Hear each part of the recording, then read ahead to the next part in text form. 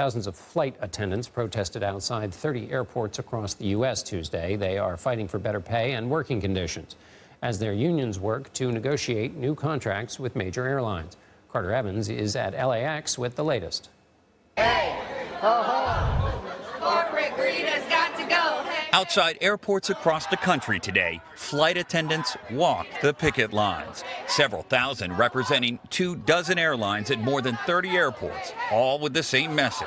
We've been fighting for contracts for probably 2.5 years. The picketing comes at a crucial time for flight attendants who say they've been dealing more frequently with unruly passengers. Oh my God. And feel underappreciated for the times they perform potential life-saving measures, like when the door recently blew off this Alaska Airlines jet. Hey. Tim Green has been an Alaska flight attendant for more than 20 years. So when was the last time you got a raise? Last significant raise for us was back in 2018. Before all the increase in prices and everything. Before everything started to skyrocket, and yes, inflation went nuts. Most flight attendants have a starting salary of just $27,000. The median salary is $63,000. The demand for a pay raise comes after pilots negotiated between 35 and 50% salary hikes, and as airlines last year posted a combined $10 billion profit. And most domestic flight attendants don't even earn their hourly wage until the boarding door closes. About 45 minutes to an hour, working with the passengers, getting everybody seated, dealing with all the problems. And you're not getting paid for We're that? not getting paid, but we're required to be there.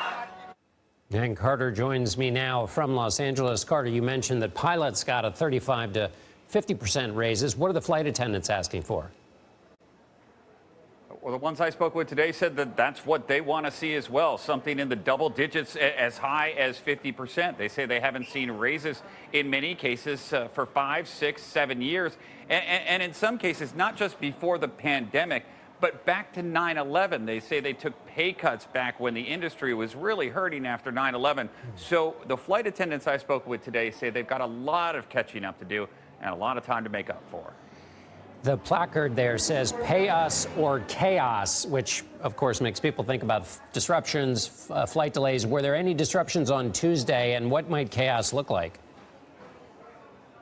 Yeah, so no disruptions today because this wasn't actually a work stoppage, so no one walked off the job. In fact, it's illegal for flight attendants to strike. They have to get permission from the federal government, much like rail workers have to get permission. Now, flight attendants tried to get that authorization to strike last fall.